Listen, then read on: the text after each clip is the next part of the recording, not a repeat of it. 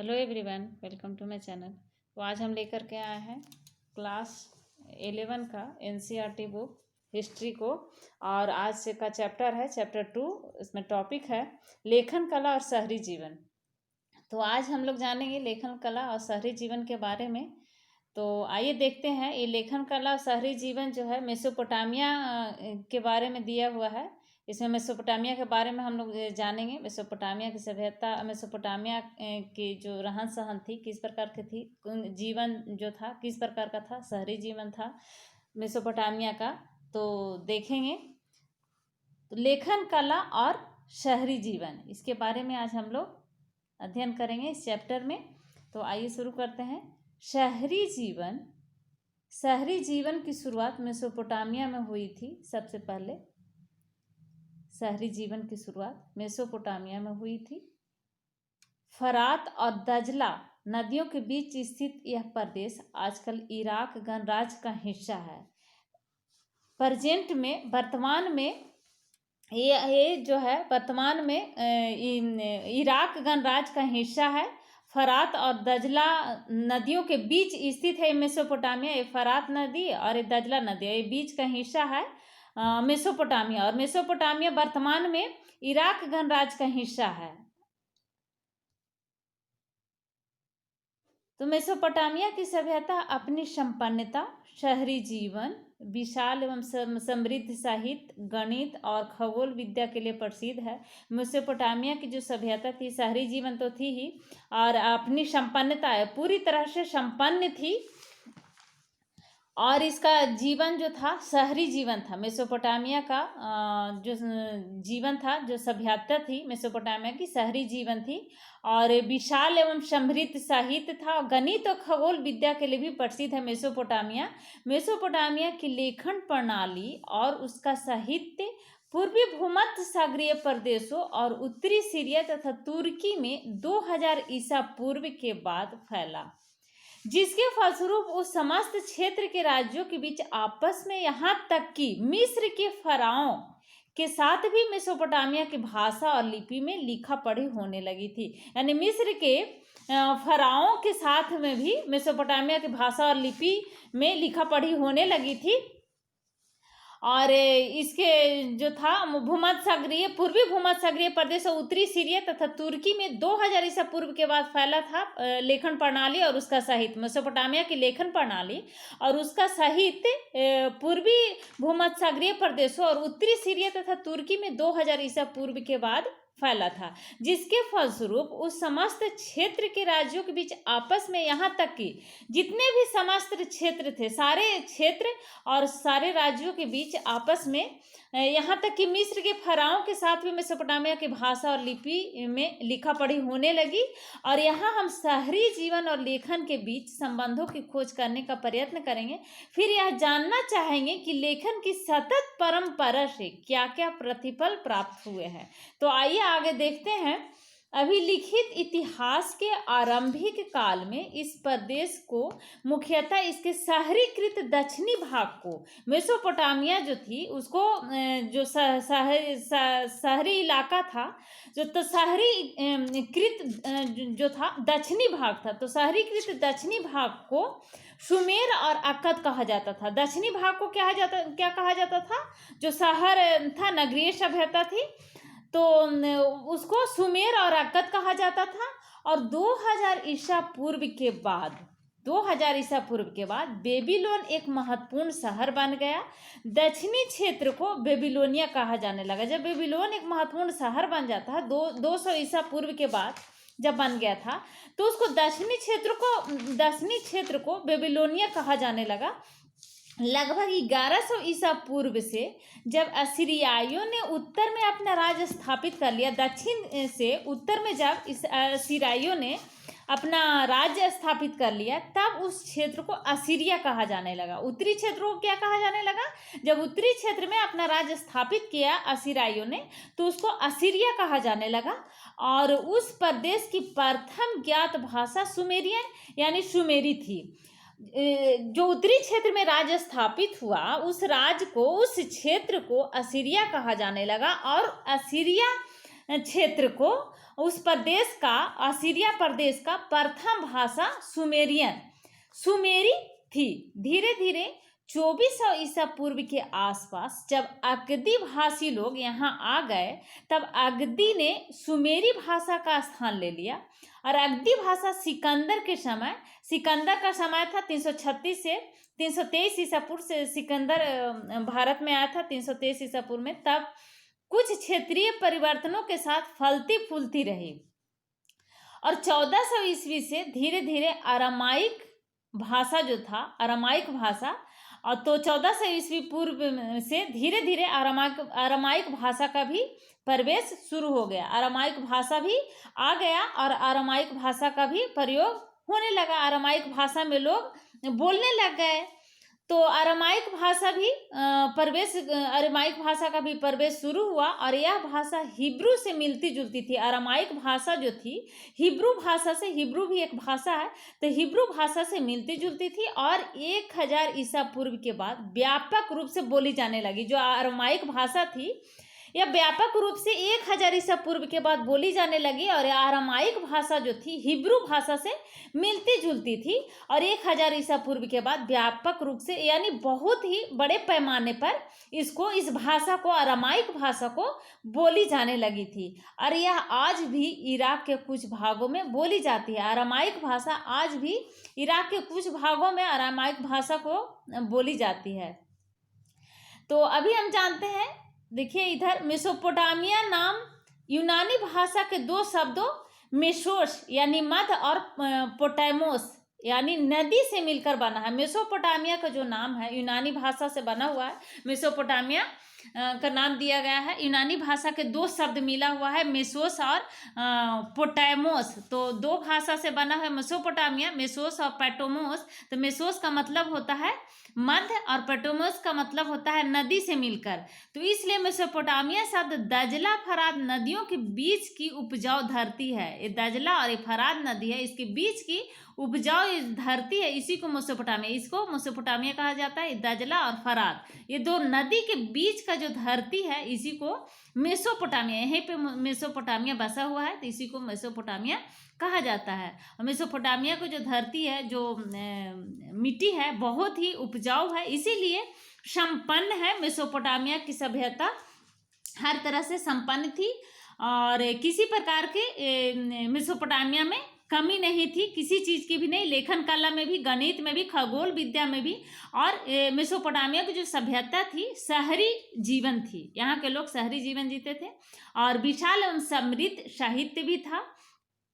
तो मेसोपोटामिया की जो धरती थी, मेसोपोटामिया की जो जमीन थी, जो जगह थी, बहुत ही उपजाऊ थी, क्योंकि दोनों नदियों के बीच का जो जगह था और सिंचाई का भी व्यवस्था थी। दोनों नदी से उसको सिंचाई करने का भरपूर पानी मिल जाता था, जिसके चलते भी मेसोपोटामिया बहुत ही उपजाऊ था और संपन्न था। यही कारण था कि आप देखते हैं आगे कुछ पॉइंट को।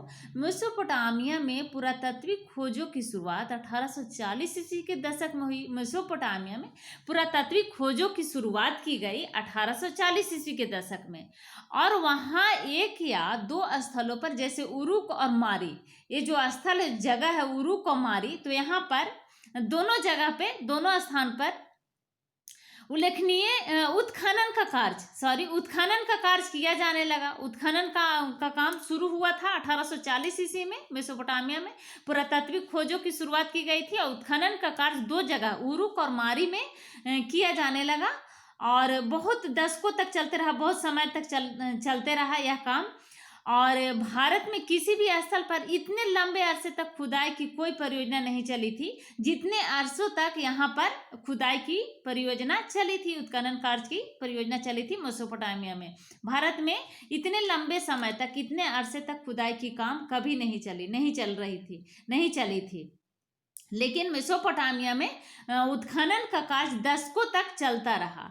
इन खुदाइयों के फलस्वरूप आज हम इतिहास के स्रोतों के रूप में सैकड़ों की संख्या में इमारतों, मूर्तियों, आभूषणों, कब्रों, औजारों और मुद्राओं को ही नहीं बल्कि हजारों की संख्या में लिखित दस्तावेज का भी अध्ययन कर सकते हैं। यूरोप वासियों के लिए मेसोपोटामिया इसलिए महत्वपूर्ण था क्योंकि बाइबल के प्रथम भाग, जो बाइबल का प्रथम भाग था, जैसे हिंदुओं के लिए मुस्लिमों के लिए कुरान है, हिंदुओं के लिए गीता है, उसी तरह से क्रिश्चियन के लिए बाइबल था, धार्मिक ग्रंथ है।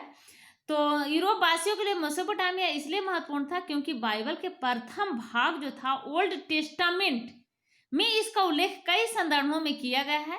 जैसे ओल्ड टेस्टामेंट की बुक ऑफ जेनेसिस में सीमार का प्रयोग किया गया था, उल्लेख किया गया था, जिसका तात्पर्य होता है, जिसका अर्थ होता है सुमेर ईंटों से बने शहरों की भूमि। सीमार का अर्थ होता है ईंटों से बने शहरों की भूमि। यूरोप के यात्री और विद्वान जन मेसोपोटामिया को एक तरह से अपने पूर्वजों की भूमि मानते थे। और जब इस क्षेत्र में पुरातत्वीय खोज की शुरुआत हुई तो ओल्ड टेस्टामेंट के अक्षरशः सत्य को सिद्ध करने का प्रयत्न किया गया।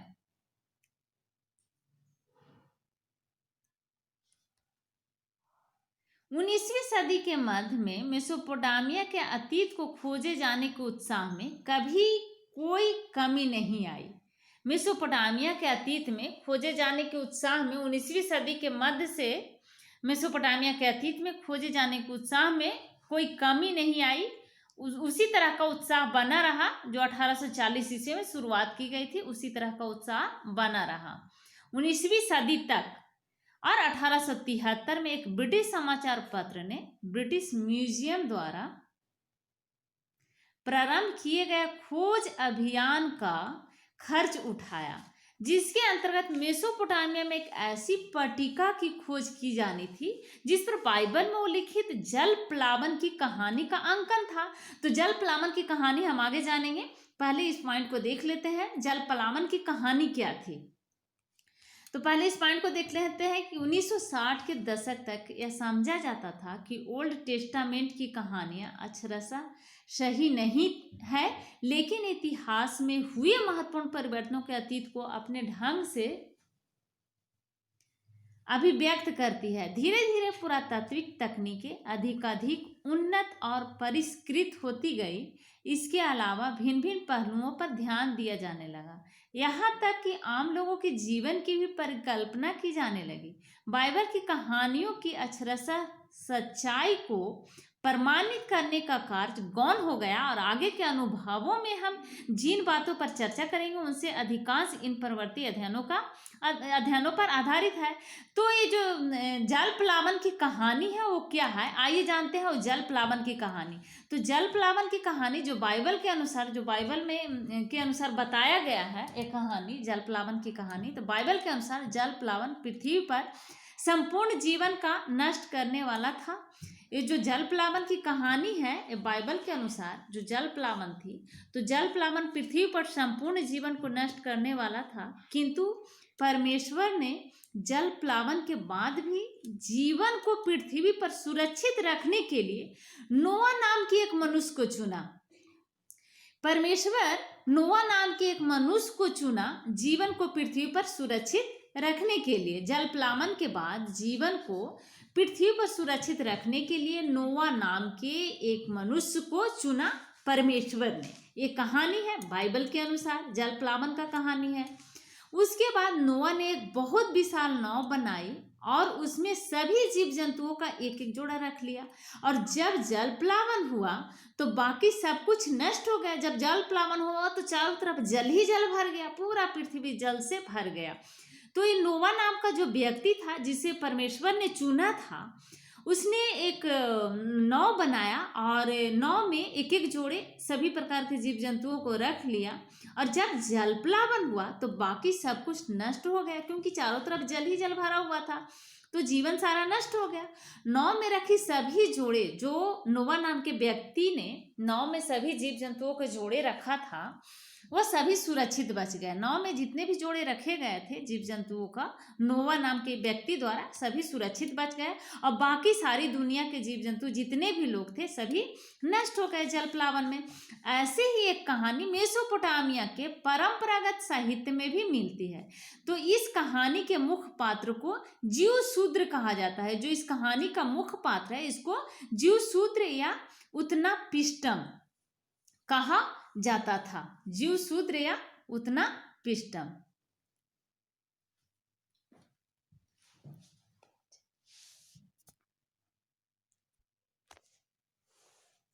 तो अभी हम लोग मेसोपोटामिया के बारे में पढ़ रहे थे। तो मेसोपोटामिया को हम लोग जानते हैं इस मैप के थ्रू कि मेसोपोटामिया कहाँ पर है। तो हम लोगों ने अभी पढ़ा कि मेसोपोटामिया दजला और फरात नदी के बीच का जो जगह है, बीच का जो भूमि है वही है मेसोपोटामिया। तो ये है दजला नदी और यह है फरात नदी। तो फरात नदी और दजला नदी के बीच का जो जगह है यही है मेसोपोटामिया। बहुत ही उपजाऊ भूमि है मेसोपोटामिया की। यही कारण है कि मेसोपोटामिया बहुत ही संपन्न है। मेसोपोटामिया की सभ्यता शहरी सभ्यता थी, संपन्न सभ्यता थी, लेखन कला में भी, गणित में भी, खगोल विद्या में भी। तो मेसोपोटामिया कहाँ बसा हुआ है? दजला और फरात नदी के बीच। इस मैप में देखिए दजला और फरात नदी को, यहाँ पर दजला नदी, ये फरात नदी है और यह है बेबीलोन और उरुक और उर, ये जो दोनों जगह है ये है ईरान। तो आगे देखते हैं। आप देखते हैं मेसोपोटामिया और उसका भूगोल। मेसोपोटामिया क्या है और उसके भूगोल के बारे में जानते हैं। तो इराक भौगोलिक विविधता का देश है। इसके पूर्वोत्तर भाग में हरे भरे ऊंचे नीचे मैदान हैं जो धीरे धीरे वृक्षादित पर्वत श्रृंखला के रूप में फैलते गए हैं। साथ ही यहाँ स्वच्छ झरने तथा जंगली फूल है। यहाँ अच्छी फसल के लिए पर्याप्त वर्षा हो जाती है। यहाँ 700 से 600 ईसा पूर्व 7000 से 6000 ईसा पूर्व के बीच खेती शुरू की गई थी। यहाँ कब खेती शुरू की गई थी? मेसोपोटामिया में 7000 से 6000 ईसा पूर्व के बीच खेती की शुरुआत की गई थी और अच्छी फसल के लिए पर्याप्त वर्षा हो जाती थी और यहाँ पर खेती की शुरुआत की गई थी 7000 से 6000 ईसा पूर्व के बीच।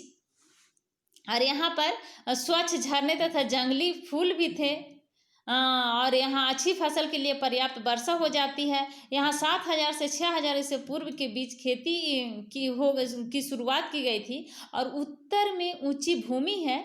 यहाँ स्टेपी घास के मैदान है। यहाँ पशुपालन खेती की तुलना में आजीविका का एक अच्छी साधन है। यानी खेती के साथ साथ पशुपालन जो है आजीविका के लिए बहुत ही महत्वपूर्ण साधन है यहाँ का। तो खेती के साथ साथ यहाँ के लोग पशु पालन भी करते थे, पशु के पालते थे और ये आजीविका के लिए बहुत ही अच्छा साधन है। सर्दियों की वर्षा के बाद भेड़ बकरियां यहाँ उगने वाली छोटी छोटी झाड़ियाँ और घास से अपना भरण पोषण करती है। पूर्व में दजला की सहायक नदियों ईरान के पहाड़ी प्रदेशों में जाने के लिए परिवहन की अच्छी साधन है। दक्षिणी भाग और रेगिस्तान, ये मेसोपोटामिया के भूगोल के बारे में बता रहा है। मेसोपोटामिया के जो भूगोल है वो उसके बारे में बता रहा है कि मेसोपोटामिया में खेती की शुरुआत 7000 से 6000 के बीच में की गई थी और वहाँ पर खेती के साथ साथ पशुपालन के भी अच्छा साधन था आजीविका के लिए मेसोपोटामिया में। और सर्दियों की वर्षा के बाद भेड़ बकरियां यहाँ उगने वाली छोटे छोटे जो झाड़ियाँ हुआ करती थी, छोटे छोटे जो घास हुआ करता था वर्षा के बाद, तो उसे अपना भरण पोषण भेड़ बकरियां कर लिया करते थे। पूर्व में दजला की सहायक नदियां ईरान के पहाड़ी प्रदेशों में जाने के लिए परिवहन का अच्छा साधन था। पूरब की ओर दजला की फरात सहायक नदियां के पहाड़ी जो प्रदेश थे उसे आने जाने के लिए परिवहन का एक अच्छा साधन था। और दक्षिणी भाग पर रेगिस्तान है और यही वह स्थान है जहां सबसे पहले नगरों का विकास हुआ था। यही स्थान है जहां पर दक्षिणी भाग एक रेगिस्तान है, दक्षिणी भाग में रेगिस्तान है और यहीं पर सबसे पहले नगरों का विकास हुआ था। नगरों यानी शहरों का विकास हुआ था। तो मेसोपोटामिया में सबसे पहले शहर का विकास यहीं पर हुआ था, रेगिस्तान में, और लेखन प्रणाली का प्रादुर्भाव हुआ। इस रेगिस्तान में शहरों के लिए भरण पोषण का साधन बन सकने की क्षमता थी, ये जो रेगिस्तान था। तो इस शहर में जो इसकी जो जरूरी चीज़ें हुआ करती थी शहर के लिए, भरण पोषण के लिए, शहरी जीवन के लिए जो भरण पोषण का जो जरूरी चीज़ें का जो ज़रूरत था, उसका साधन था यहाँ पे यह रेगिस्तान में।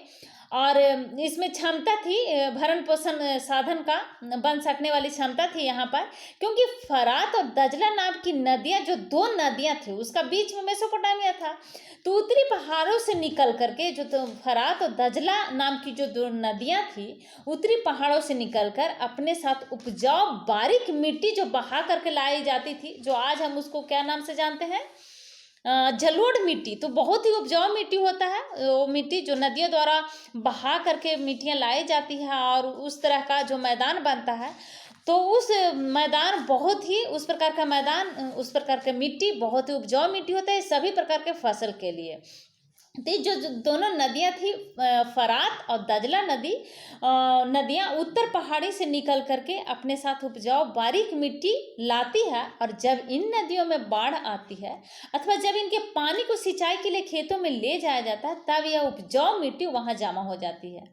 और उपजाऊ मिट्टी ये जमा हो जाने के कारण कि बहुत तरह से नदियाँ में जो बहा करके मिट्टियाँ लाई जाती है, वह बहुत ही उपजाऊ मिट्टी होता है, और जिस भाग में वो मिट्टी जमा हो जाता है, उस भाग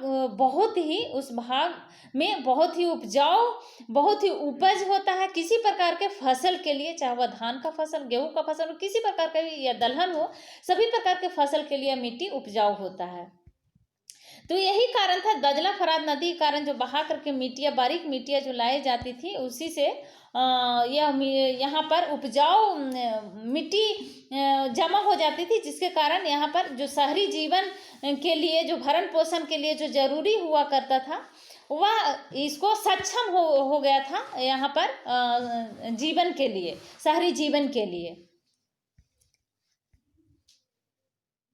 तो ये दजला नदी और ये फरात नदी को देखिए, यहाँ पे दजला नदी को दिखाया गया है मैप में, ये फरात नदी हुआ।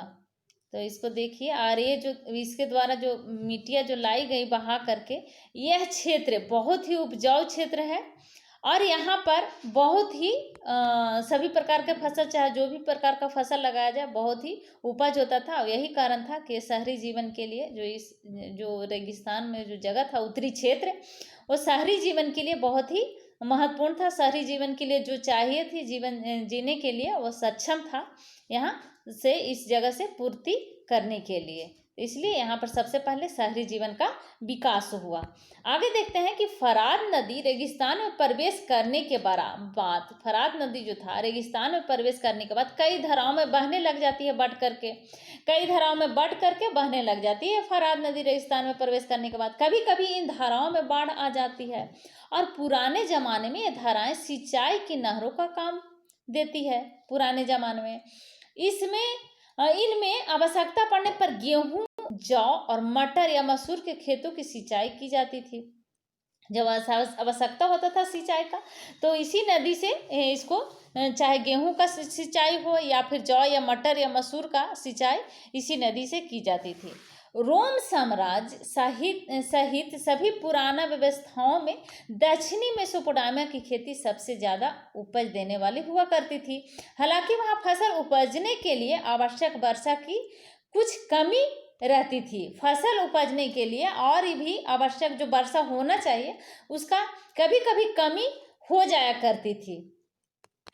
लेकिन जो फरात नदी है उससे सिंचाई कर लिया जाता था, इसलिए वहाँ ज़्यादा परेशानी नहीं हुआ करता था। खेती के अलावा भेड़ बकरियाँ स्टेपी घास के मैदानों, पूर्वोत्तर मैदानों और पहाड़ों के ढालों पर पाली जाती थी।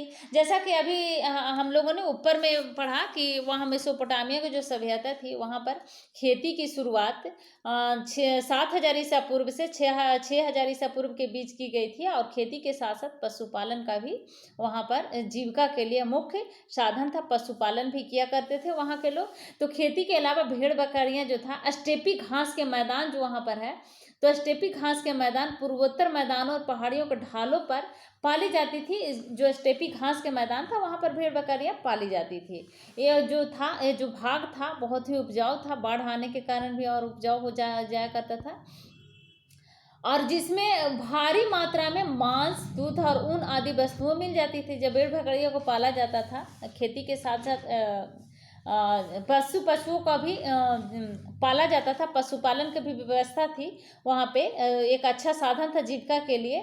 तो उसे पशुपालन से मांस, दूध और ऊन इस प्रकार के वस्तुएं मिल जाया करती थी।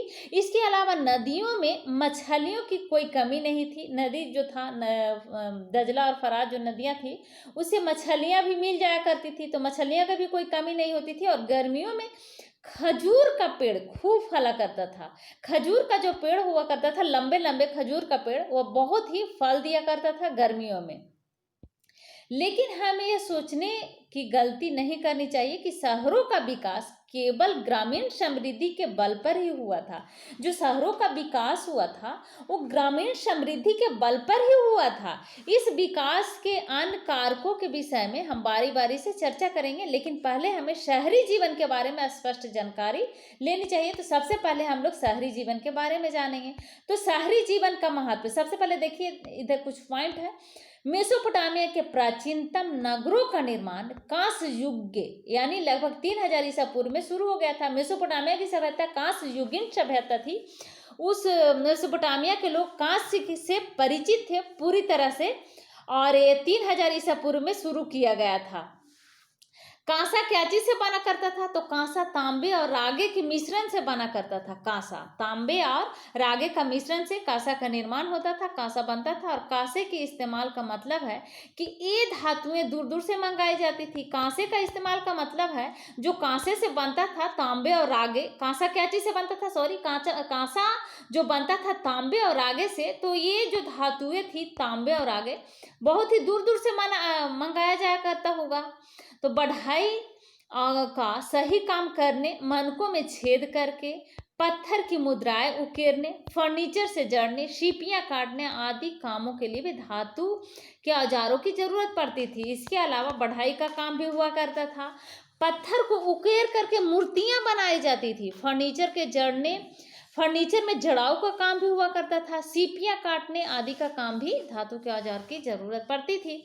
मेसोपोटामियाई हथियार, जो मेसोपोटामिया के हथियार हुआ करता था, वो भी कांसे के बने होते थे। कांसे के बने होते थे मेसोपोटामियाई हथियार। उदाहरण के लिए भाले की नोक जो हुआ करता था वह कांसा से बनी होती थी। जो भाला का जो नोक होता था, वो भाला किस काम में आता था? किसी भी जानवर को मारने के लिए भाला का प्रयोग किया जाता था, पशु पक्षी को मारने के लिए। तो जो भाला का नोक हुआ करता था वो कांच से बनी होती थी, जिन्हें हम आगे देखेंगे। तो आइए देखते हैं शहरीकरण का महत्व। सबसे पहले जानते हैं कि शहरीकरण का महत्व क्या है। तो शहर और नगर बड़ी संख्या में लोगों के रहने के ही स्थान नहीं होते थे। जब किसी अर्थव्यवस्था में खाद्य उत्पादन के अतिरिक्त अन्य आर्थिक गतिविधियां विकसित होने लगती है, तब किसी एक स्थान पर जनसंख्या का घनत्व बढ़ जाता है। इसके फलस्वरूप कस्बे बसने लगते हैं, और ऐसी परिस्थिति में लोगों का कस्बों में इकट्ठा रहना उसके लिए फायदेमंद सिद्ध होता है। यानी शहर और नगर बड़ी संख्या में लोगों के रहने के लिए स्थान नहीं होते हैं। इसके अलावा यहाँ पर अर्थव्यवस्था, खाद्य उत्पादन के अतिरिक्त अन्य आर्थिक गतिविधियां विकसित होने लगती है शहरों में। सिर्फ लोग यहाँ रहने के लिए थोड़ी नहीं आते हैं, और तरह के गतिविधियां भी यहाँ पर विकसित होने लगती है, अर्थव्यवस्था जैसी गतिविधियां, आर्थिक गतिविधियां। तब किसी एक स्थान पर जनसंख्या का घनत्व बढ़ जाता है, और इसके फलस्वरूप कस्बे बसने लगते हैं धीरे धीरे। और ऐसी परिस्थिति में लोगों का कस्बों में इकट्ठा रहना उनके लिए फायदेमंद सिद्ध होता है। विशेषता इसलिए क्योंकि शहरी अर्थव्यवस्थाओं में खाद्य उत्पादन के अलावा व्यापार, उत्पादन और तरह तरह की सेवाओं को भी महत्वपूर्ण भूमिका होती है। यानी एक कस्बे में लोग और इकट्ठा होकर के रहने लगते थे, क्योंकि इसके लिए या फायदेमंद सिद्ध होता था। और फायदेमंद सिद्ध होने का कारण यह था क्योंकि शहरी अर्थव्यवस्थाओं में खाद्य उत्पादन के अलावा व्यापार भी होना जरूरी है। तो व्यापार उत्पादन और तरह तरह के सेवाओं को भी महत्वपूर्ण भूमिका हुआ करती थी। तो नगर के लोग आत्मनिर्भर नहीं रहते और उन्हें नगर या गांव के अन्य लोगों द्वारा उत्पन्न वस्तुओं या दी जाने वाली सेवाओं के लिए उन पर आश्रित होना पड़ता है। तो अगर शहर के लोग जो नगर के लोग हुआ करते थे, तो वे अगर अपने पर आत्मनिर्भर नहीं रहेंगे तो पूरी तरह से वे गांव के लोगों पर उनको आत्मनिर्भर होना पड़ेगा, आश्रित होना पड़ेगा। तो वो लोग अपने आत्मनिर्भर भी हुआ करते थे क्योंकि अर्थव्यवस्था और खाद्य उत्पादन में भी, और इसके अलावा व्यापार का भी जरूरी था, व्यापार का विकास भी होना जरूरी था। तो इसलिए शहर के लोग जो कस्बे में लोग जो बसा करते थे वो इस पर भी ध्यान दिया करते थे और आपस में बराबर लेन देन हुआ करता था। एक कस्बे में लोग इकट्ठा होकर के रहते थे और आपस में लेन देन करके अपना आवश्यकता को पूरा करते थे। उदाहरण के लिए एक पत्थर की मुद्रा बनाने वालों को पत्थर उकेरने के लिए कांसे के औजार को जरूरत पड़ती थी। तो कांसे का औजार की जरूरत जिसको जरूरत पड़ता था वो कांसे का जो औजार बनाता था उससे उसको पूर्ति होगा, तो उससे वह अपना कांसे का औजार लेगा, उसके बदले में उसको जो दूसरा जो उसके मुद्राओं की आवश्यकता रहेगा, जैसे रंगीन पत्थर हो गया, तो उसको प्राप्त करेगा उससे। तो उसके इस प्रकार से एक दूसरे से लेन देन, अपने सामान को लेन देन आवश्यकता के लिए जो उनको चाहिए थी तो लेन देन एक दूसरे से कर लिया करते थे। उनकी विशेषता तो सिर्फ नक्काशी यानी पत्थर उकेरने तक ही सीमित होती है, वह व्यापार करना नहीं जानते। कांसे और औजार बनाने वाला भी धातु, तांबा या रागा, जो कांसा बनता है रागा से, तो लाने के लिए खुद बाहर नहीं जाता, रागा टीन को बोला जाता है, तो खुद बाहर नहीं जाता। साथ ही उसे ईंधन के लिए हरदम लकड़ी के कोयले की जरूरत पड़ती है। इस प्रकार श्रम विभाजन शहरी जीवन की विशेषता है। तो किसी को कोयले की जरूरत है, किसी को लकड़ी की जरूरत है, किसी को रागा जैसे धातु की जरूरत है। तो सब लोग खुद से बाहर नहीं जा सकते थे, तो किसी और से मंगाते थे। तो इस प्रकार से श्रम विभाजन का भी विकास हुआ। श्रम विभाजन भी शहरी जीवन की एक विशेषता बना। इसके अलावा शहरी अर्थव्यवस्था में एक सामाजिक संगठन का होना भी जरूरी है। शहरी विनिर्माताओं के लिए ईंधन, धातु, विभिन्न प्रकार के पत्थर, लकड़ी आदि जरूरी चीजें भिन्न भिन्न जगह से आती है, जिसके लिए संगठित व्यापार और भंडारण की भी आवश्यकता होती है। यानी व्यापार अगर नहीं रहेगा, संगठित व्यापार की भी आवश्यकता पड़ता है, क्योंकि धातु बाहर से मंगाया जाता है और पत्थर, विभिन्न प्रकार के पत्थर जो जड़ाव को काम के लिए या उकेरने का काम में जो आता है उसको मंगाया जाता है। लकड़ी आदि जरूरी चीज़ें जो है दूसरे जगह से मंगाया जाता है। तो इसके लिए संगठित व्यापार का भी होना जरूरी है और भंडारण की भी आवश्यकता होती है, ताकि सामान को रखा जा सके, भंडारित किया जा सके। तो शहरों में अनाज और अन्य खाद्य पदार्थों गाँव से आते हैं और उसके संग्रह तथा वितरण के लिए व्यवस्था करनी होती है। तो गांव से जो सामान आता था और जो खाद्य पदार्थ आता था उसको यहाँ भंडारण किया जाता था शहर में। इसके अलावा और भी अनेक प्रकार के क्रियाकलापों में तालमेल बैठाना पड़ता है। मुद्रा काटने वालों को केवल पत्थर ही नहीं, उन्हें तराशने के लिए औजार और बर्तन भी चाहिए। तो जाहिर है कि ऐसी प्रणाली में कुछ लोग आदेश देते हैं और दूसरे उनका पालन करते हैं। तो इसके अलावा शहरी अर्थव्यवस्था को अपना हिसाब किताब लिखित रूप में रखना होता है। जो शहरी अर्थव्यवस्था थी उसका अपना हिसाब किताब लिखित रूप में रखना होता है। देखिए पत्थर से किस प्रकार से उकेरा गया है मूर्ति, नक्काशी करके पत्थर पे नक्काशी करके इसको मूर्ति को उकेरा गया है। बहुत ही सुंदर तरह से देखिए कितना अच्छा से लिप्स को और नाक को और आंख को उकेरा गया है। तो 3000 ईसा पूर्व में नगर में स्त्री का यह सिर एक सफेद संगमरमर को तराश करके, ये सफेद संगमरमर से बना हुआ है, एक स्त्री का चित्र है।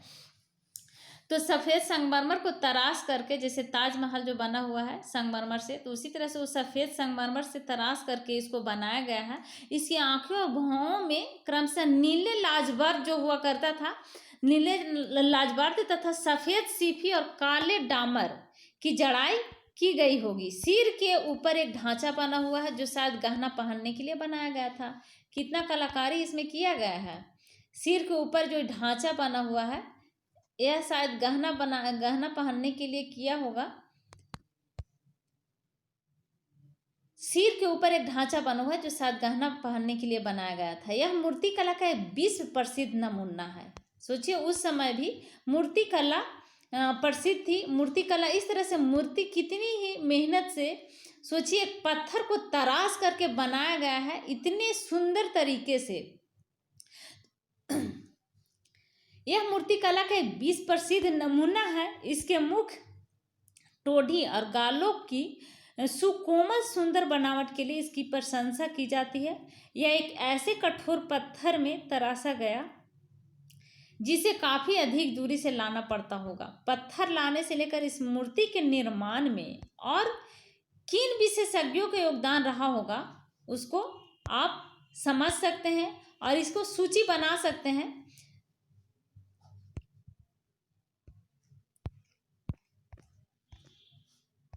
तो आगे हम देखेंगे शहरों में माल की आवाजाही, नेक्स्ट वीडियो में देखेंगे, क्योंकि बहुत बड़ा वीडियो हो जाएगा, बहुत लंबा वीडियो हो जाएगा, बहुत ही बड़ा चैप्टर है। तो अगर अभी तक आपने मेरे चैनल को सब्सक्राइब नहीं किया है तो प्लीज़ मेरे चैनल को सब्सक्राइब करिए, लाइक करिए एंड शेयर करिए। Thank you.